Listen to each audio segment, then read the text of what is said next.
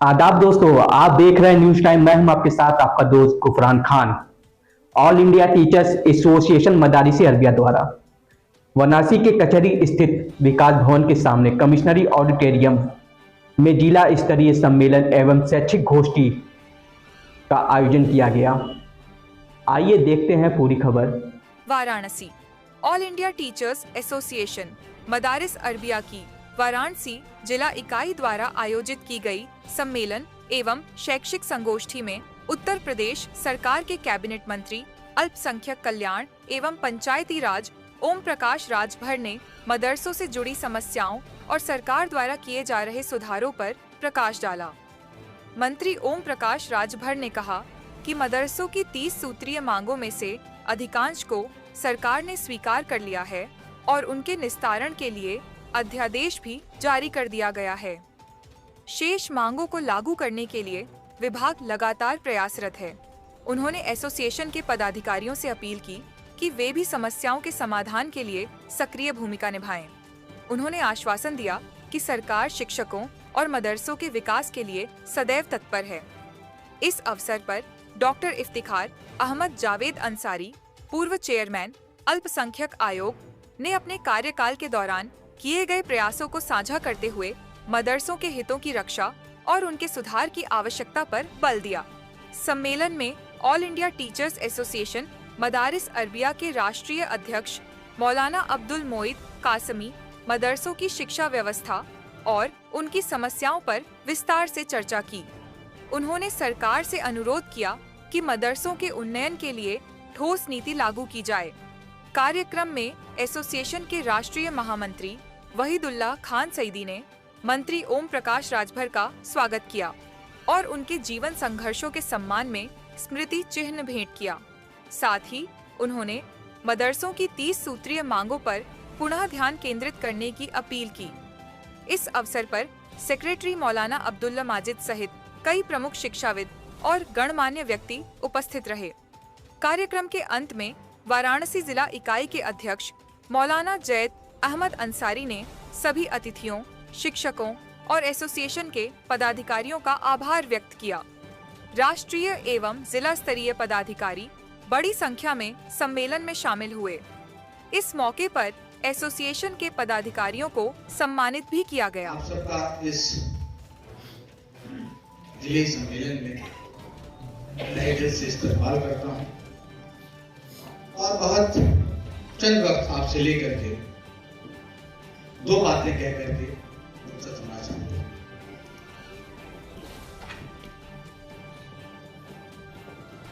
Association ने आपके लिए, मदारिस के लिए जो कदम उठाए, जो काम किए, आज सबके सामने था। इस जिले कॉन्फ्रेंस में वाराणसी जिला के उलमाए कराम, उस्ताद साहिबान, उस्तादियां, आज का ये जिले कॉन्फ्रेंस जो हो रहा है उससे तमाम असातिज़े कराम वाकिफ हैं। मैं बहुत वक्त नहीं लेना चाहता, इसलिए कि हमारे सामने चेयरमैन साहब हैं और भी हजरात हैं, उनको आपको सुनना है और जो आगे की तहरीक चलानी है उनसे आप सुनेंगे। लेकिन एक बात सिर्फ मैं कहना चाहता हूं, वसूलों पे जब आंच आए तो टकराना जरूरी है। वसूलों पे जब आंच आए तो टकराना जरूरी है। आपकी तवज्जो मदरसे के मसले और मदरसे के न सुलझे हुए या उलझे हुए मसले के लिहाज से आपकी तवज्जो को जो है उसकी तरफ आकर्षित कराना चाहूंगा। पहला मसला जो मदारिस अरबिया के 1000, 2000, 3000, 4000 लोगों से जुड़ा हुआ नहीं है, बल्कि 21,000 से जायद असातिज़ा और टीचर से जुड़ा हुआ है। 21,000, और ये 21,000 पूरे उत्तर प्रदेश के अंदर फैले हुए हैं। आधुनिक शिक्षक मदरसों में एक स्कीम लागू की गई थी, मदरसा आधुनिकीकरण योजना। मदरसा आधुनिकीकरण योजना के तहत में आधुनिक सब्जेक्ट, हालांकि वो सब्जेक्ट हैं, सब्जेक्ट कोई आधुनिक और गैर आधुनिक नहीं होते हैं, लेकिन एक स्कीम की वजह से, स्कीम के खर्चे के हिसाब से उसका नाम रखा गया था। उसमें साइंस, हिंदी, अंग्रेजी, मैथमेटिक्स की तालीम, इन विषयों पर, इन सब्जेक्ट्स पर तालीम दी जाती थी। और सेंट्रल गवर्नमेंट की इस योजना के तहत में मदरसों में पढ़ने वाले बच्चों की तादाद के हिसाब से ज्यादा 3, 2, 1 टीचरों की मांग से इस योजना के तहत किया जाता था। इस योजना को खत्म कर दिया गया है, ठीक। लेकिन राजस्थान के अंदर और बिहार के अंदर वहां की स्टेट गवर्नमेंट ने इस योजना के लाभ को, इस योजना के फायदे को पठन पाठन के कार्य से जुड़े हुए विद्यार्थियों और टीचरों के मुस्तकबिल और फ्यूचर को देखते हुए अपने स्तर पर उन प्रादेशिक हुकूमतों ने इस योजना को कंटिन्यू रखा है, बाकी रखा है, जिसकी वजह से सेंट्रल गवर्नमेंट ने स्कीम को खत्म किया। लेकिन वो उन स्टेट में वो योजना मदरसों के अंदर जारी है। मैं आपसे गुजारिश करना चाहूंगा कि उत्तर प्रदेश जो मुल्क का आबादी और पॉपुलेशन के एतबार से एक बहुत बड़ा सूबा है, बल्कि हिंदुस्तान का दिल, यहाँ से उभरने वाली आवाज सिर्फ मुल्क के अंदर नहीं, पूरी दुनिया के अंदर सुनी जाती है। इस योजना को फिर दोबारा आप अपनी कोशिशों से अगर लागू करा देते हैं तो आप मदरसों की तारीख में, असातिज़ा की तारीख में, पठन पाठन की तारीख में एक योद्धा की हैसियत से, एक काम करने वाले कायम लीडर की हैसियत से जरूर आदि जी वकार सदर मजलिस जैद अहमद अंसारी साहब, इस प्रोग्राम के मेहमान खुसूसी माननीय ओम प्रकाश राजभर जी, इस प्रोग्राम के मेहमान इरादी डॉक्टर इफ्तिखार अहमद जावेद साहब, साबिक चेयरमैन उत्तर प्रदेश मदरसा तालीमी बोर्ड, इस प्रोग्राम में के मेहमान इरादी और All India Teacher Association Madaris Arabia के कौमी सदर मौलाना अब्दुल मोहित आसमी साहब, नायब सदर मौलाना तारिक शमसी साहब, सेक्रेटरी अब्दुल हाजी साहब, ऑर्गेनाइजिंग सेक्रेटरी हाजी जुनैद साहब, उजैर आलम साहब, आगरा से जो तशरीफ लाए हैं, कानपुर से तशरीफ लाने वाले खुर्शीद आलम साहब, और अभी इस्तकबालिया खुतबा आपके सामने पढ़ा है मौलाना खुर्शीद अनवर साहब, हाजी मंजूर साहब, मौलाना इकराम साहब, हाजी बलाल साहब और तमाम जिले ओहदेदारान जिन्होंने इस प्रोग्राम को ऑर्गेनाइज किया है, और तमाम मदरसों के सदरुल मुदर्रिसीन, असातिज़ा किराम, अस्सलामु अलैकुम व रहमतुल्लाहि व बरकातुहू। मुअज़्ज़िज़ सामीन, बनारस के हमारे यूनियन के सहयोगी संगठन माध्यमिक शिक्षक संघ के प्रादेशिक मंडली संसेवक सिंह जी, वीरेंद्र सिंह जी और अशोक श्रीवास्तव जी, जिला सदर दिनेश सिंह जी, तमाम लोगों का इस मीटिंग में शिरकत करने का मैं खैर मकदम करता हूं और इस्तकबाल करता हूं और शुक्रिया अदा करता हूं। ये कॉन्फ्रेंस माननीय मंत्री जी को मुखातिब करके कह रहा हूं कि यह कॉन्फ्रेंस दो तरह से बुलाई गई थी। हमारे कौमी ओहदेदारान जिन लोगों ने हाई कोर्ट से लेकर सुप्रीम कोर्ट तक मदरसों के वजूद बचाने में, मुदर्रिसीन के मुलाजमत को बचाने में, मदरसा एक्ट को बचाने में जिन्होंने लगातार 8 महीने तक जद्दोजहद की और बहुत काविशों के बाद आपको सुप्रीम कोर्ट से राहत मिली और जो मुकदमे का फैसला हुआ वो मुल्क के मदारिस के लिए मील का पत्थर साबित हुआ।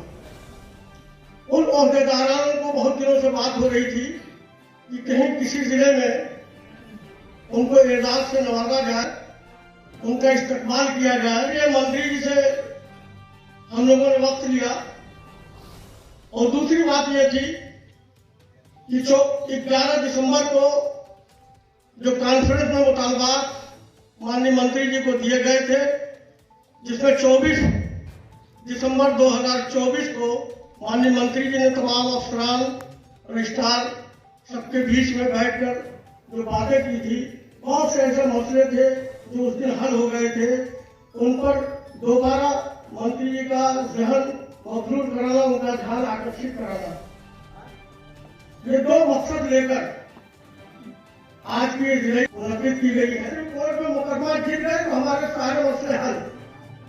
ये मदरसे को मदरस नहीं समझते हैं, अभी वो नहीं जानते हैं कि मसले कभी खत्म नहीं होते हैं, समस्याएं कभी खत्म नहीं होती है।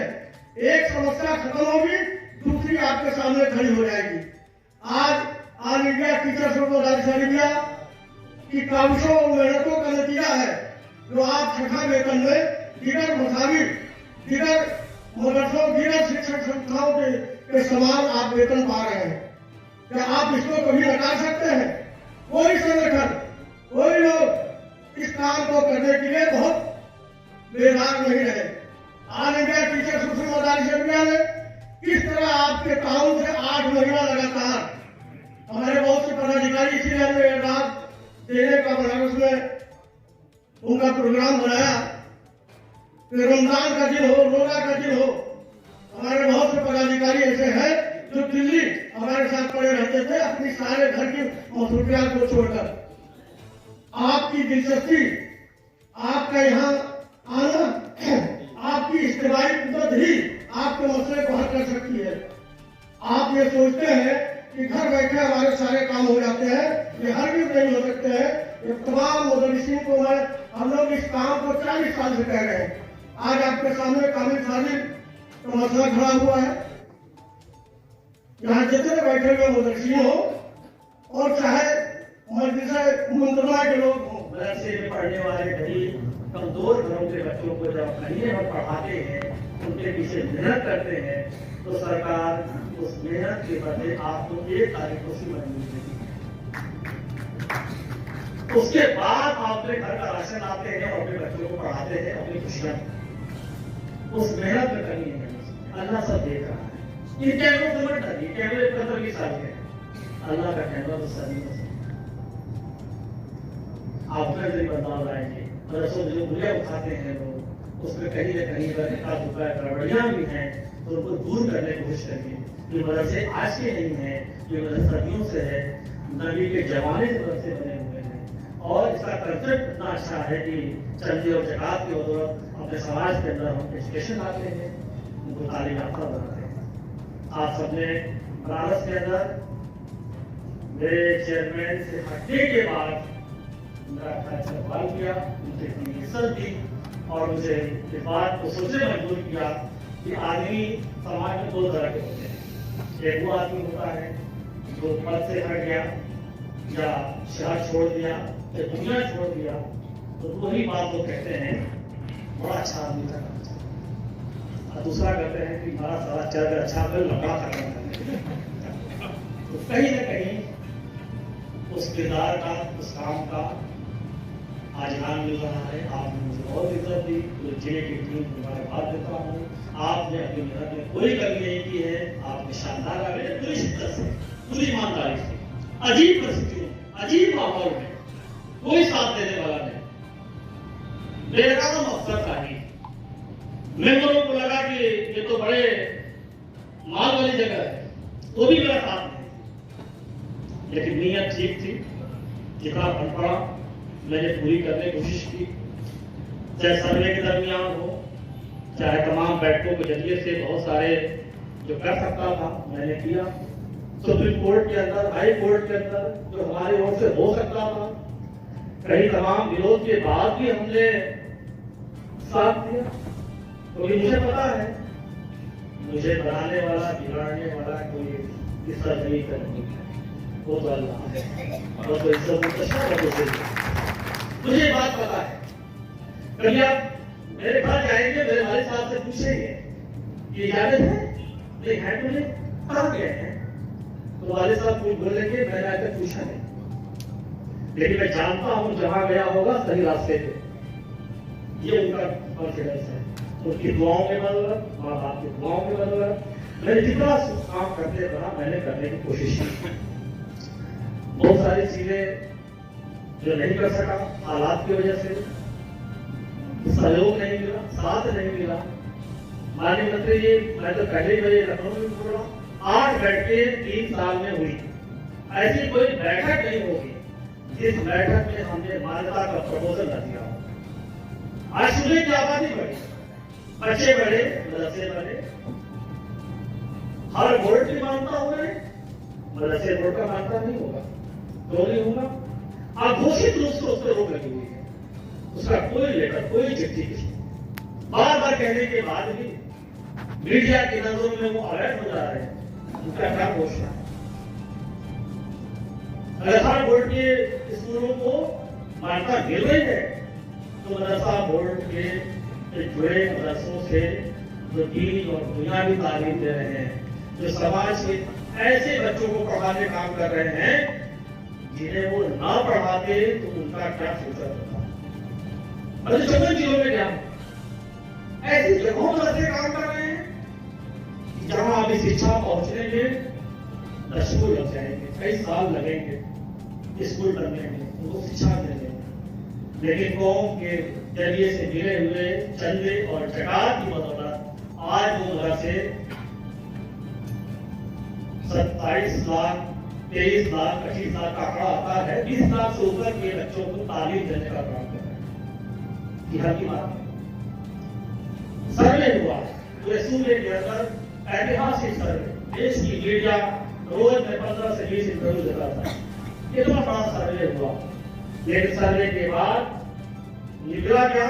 सिर्फ 2 चीज, 8,450 मदरसे और 7.5 लाख बच्चे। इसके अलावा आज तक नहीं मालूम पड़ा कि ये 2 साल, 2 साल बीत गया सर्वे को, तो सर्वे में निकला क्या?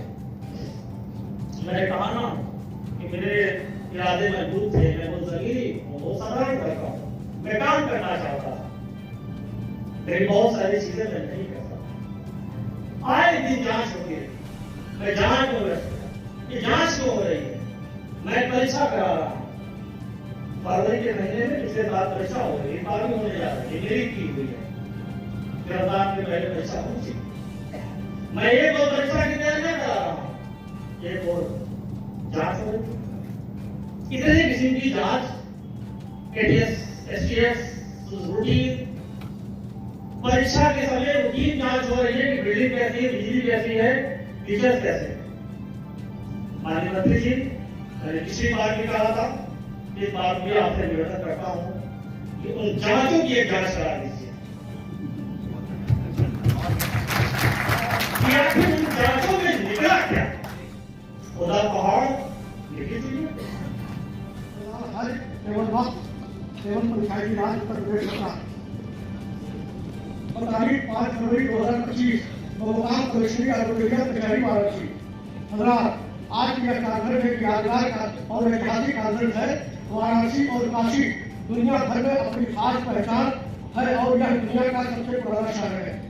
सुबह बनारस का शहर आज भी दिलों में तकद्दुस, परम पूज्य और पवित्रता का रंग भर देता है। गंगा के जल तट का हसीन मंजर, घाटों की रौनक, मंदिरों में बजते घंटे और मस्जिदों में बुलंद होती अजानें, इबादत और उपासना के लिए उठते कदम, सुबह बनारस का वह रंगून है जो और कहीं नजर नहीं आता। ऐसा मालूम होता है कि सुहानी और मनमोहक सुबह की कुछ किरणें कमिश्नरी ऑडिटोरियम में भी उतर आई है, जहां आज इंडिया की जो उम्मीदवार और कारकुनान है, तो वही माध्यमिक शिक्षक संघ के माली संस्था भी है। यहाँ पूरे वाराणसी के मदारी के अरबिया के मुदर्रिसीन और मुलाजिमीन की नुमाइंदगी है, तो वही माध्यमिक स्कूलों से जुड़ी हुई महान शख्सियतें भी है। और सबसे आम खुशी की बात यह है कि हमारे दरमियान कार्यक्रम के मेहमान खुशी आज जनाब ओम प्रकाश राजभर की है, रौनक अफरोज है और आपकी आमद से कार्यक्रम की शोभा में 4 चढ़ लगे हैं। आप आ गए हैं तो चमकने लगी है दीवारें, अभी तो यहाँ पर बड़ा अंधेरा था। आपका नाम नामी ग्रामी माननीय ओम प्रकाश राजभर जी पुत्र श्री संधू राजभर जी आपका मौदा फतेहपुर कटोरा खालीपुर जिला वाराणसी में एक पचपाना तबके में पैदा हुए। प्रारंभिक शिक्षा गाँव में लेते हुए बलदेव डिग्री कॉलेज बड़ागांव वाराणसी से BA की डिग्री प्राप्त की।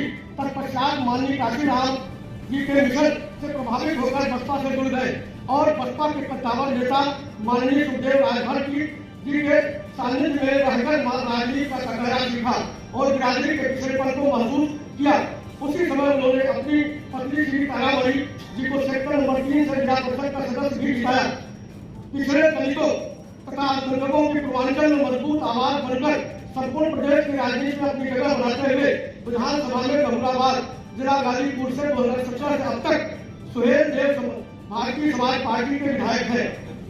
मुख्य अतिथि माननीय मंत्री जी, आपने अपनी व्यस्तता के बावजूद बहुमूल्य समय निकालकर इसके लिए हम दिल की गहराइयों से आपका शुक्रगुजार हैं और आपकी तशरीफ आवरी का पुरतकवाद इस्तकबाल और खैरमकदम और स्वागत करते हैं। कार्यक्रम में आपकी उपस्थिति से हम सबको तकवीत, ढारस और तसल्ली का एक खुशगवार एहसास हो रहा है। हम अपनी खुशी को शब्दों में बयान नहीं कर सकते। यहाँ मौजूद हर व्यक्ति आपको अपने दरमियान पाकर गर्व और खुशी से सरशार और कैद और सुरूर में डूबा हुआ है। आप आए तो बहारों में लुटाई खुशबू, फूल तो फूल थे, कांटों में भी आई खुशबू।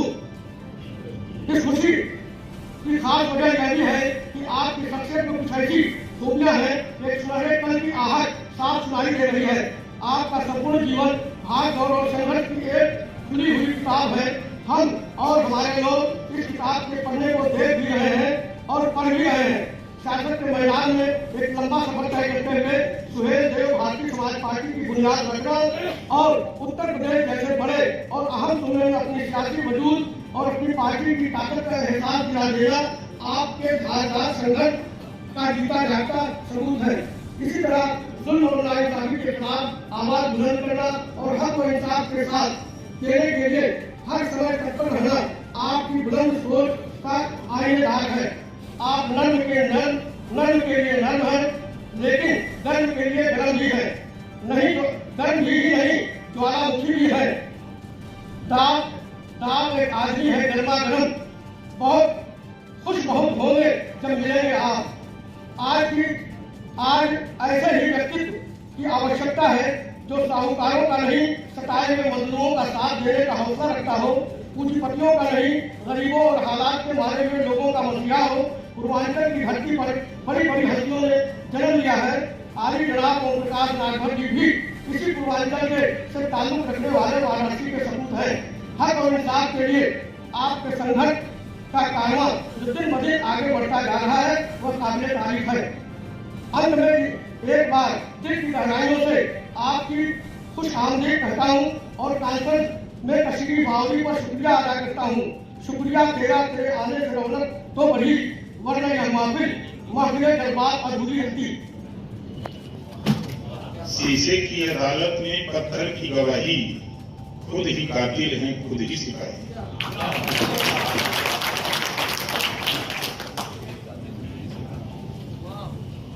हम बैठ करके पूर्व चेयरमैन साहब के, अध्यक्ष जी के, तमाम साथियों के विचार को सुना।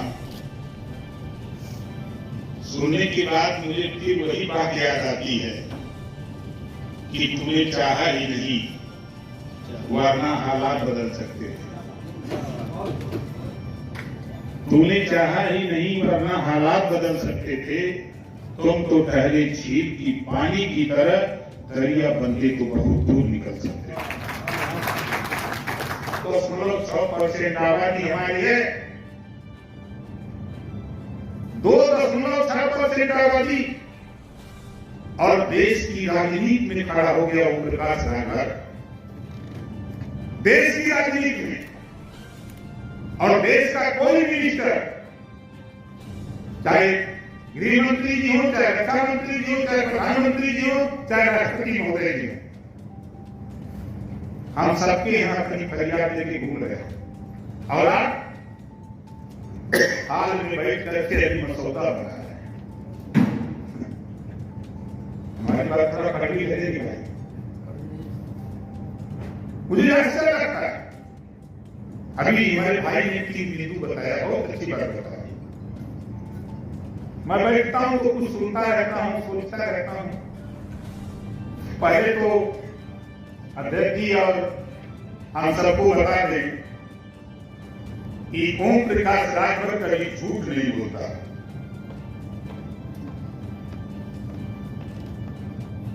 मीटिंग हुई, मीटिंग के बाद कार्यनीति जारी करने की बात आपने कहा था ना। 10 जनवरी 2025 को कार्यनीति ओम प्रकाश राजभर ने अपने विभाग के रजिस्ट्रार से दस्तखत करा के जारी करा दिया है। अभी हम आपको व्हाट्सएप कर देते हैं। देवरिया में साथी से मुलाकात की थी, उन्होंने जिक्र किया, मुझे गुस्सा बहुत आया। उनके ऊपर नहीं, अपने ऊपर। हमको अपने ऊपर गुस्सा है कि कार्यनीति जारी क्यों नहीं की, हम कहां चूक गए। मैं वहां से लखनऊ पहुंचा, रात को 9:30 बजे रजिस्ट्रार को तलब किया, आपने कार्यनीति क्यों नहीं जारी किया? असल में जारी कर दिया। हमने कहा क्यों बताया नहीं? कर सर गलती हो गई। हमने कहा हमारे बेटे सुबह 7 बजे लेके हाजिर हो गया, साहब ये काफी है, हमने व्हाट्सएप आपको कर दिया। हम आपको इतना तो नहीं व्हाट्सएप कर रहे थे कि हमको यहाँ आना था। हम तो ठीक है, आप गए फरियाद करके, मैं आपके सामने गया, मीटिंग हुई। फिर अध्यक्ष जी ने हमसे कहा अधिकारी नहीं सुन रहे। कौन अधिकारी? आप हमको बताओ किसके बीच मीटिंग करा दे। नाम बताया और अपने ऑफिस में विधानसभा के अंदर बैठाया, जिसको आपने बताया सबको बैठा करके 30 बिंदु पर, एक बिंदु पर 3 घंटे अपने ऑफिस में बैठ करके चर्चा करवा दिया। और आपके दिमाग में नकारा असर कैसे आ गया? हम आज भी कह रहे हैं कि देखो, हम एक पार्टी चलाते हैं, हम भाग दौड़ ज्यादा करते हैं, हमारे पास थोड़ा समय इन सब कामों के लिए कम है, उसमें आपके पास समय ज्यादा है। आप हमारी उपयोगिता कहां करना चाहते हो? आप जहां कहो वहां बैठा करके अपने विभाग के साथ साथ बैठे हुए लोग, जब कानूनी और खाकी का मामला है, बैठे हैं अध्यक्ष, इनके सामने मैंने अपने उच्च शिक्षा मंत्री योगेश उपाध्याय से बात की, उनसे टाइम लिया उन्होंने, फिर उसके मुख्यमंत्री ने उनको काम बात बता दिया, वो चले गए प्रयागराज। उन्होंने कहा कि सर आज मीटिंग नहीं हुई। मैंने अपने रजिस्ट्रार को लगाया, भाषा यूनिवर्सिटी जो लखनऊ में, बीसी से बात किया, बीसी ने कहा कि मंत्री जी से पहले बात कर लीजिए, तब हमको बताइए, हमको तैयार। उसके बाद कोई पहल नहीं, फिर उसके बाद इस बिंदु पर कोई पहल नहीं। हम तो अपना भाषण सुनाते हैं, हम चले जाते हैं बिहार, हम चले जाते हैं पंजाब, हम दिल्ली चले जाते हैं, यूपी में तो भाई पैदा। इस नाते समझ लिए हैं कि हम जिस बात को लेकर हम दुखी हैं, उसी बात से आप भी दुखी हैं। हम सब दुख भोगी हैं, हम सब दुख भोगी हैं। इस नाते आपकी पीड़ा को हम समझते हैं। हमको जो विभाग मिला, हमने बयान दिया था 2 यूनिवर्सिटी को अपने बलबूते खोलने की।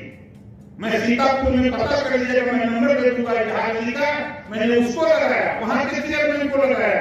हमारे आफ्ताब भाई, हमने कहा कि जमीन तलाशो, रुपया हम मांग करके देंगे, एक यूनिवर्सिटी खोलो सीतापुर में, और जितने बदलते हैं इनको वहीं से अटैच करो, ताकि जो बीमारी है उसको हम लोग एकाएक कर दे। जो संशोधन होना है उसमें बैठ करके हम संशोधन निकालने के विचार कर लेंगे। हम 2 जमीन भी देखा है।